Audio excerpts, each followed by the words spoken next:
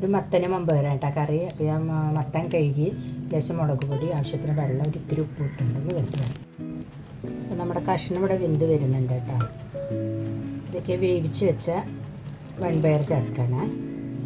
പിന്നെ എല്ലാം ഒന്ന് മിക്സ് ചെയ്തിട്ട് ഒന്ന് വെന്ത്.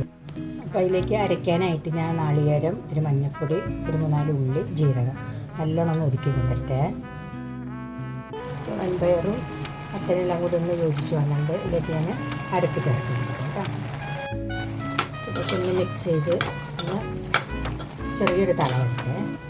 തേങ്ങയും ചേർത്ത് കൊടുത്ത് ഇതൊക്കെ നല്ലോണം മിക്സായി വന്നെങ്കിൽ നല്ലൊരു വറവ് നമുക്ക് കടുകിട്ട് കൊടുത്ത് വറ്റൻമുളകും കരുതി ചേർത്ത് കൊടുക്കാണ്. ചേർത്ത് കൊടുത്തിട്ടുണ്ട്.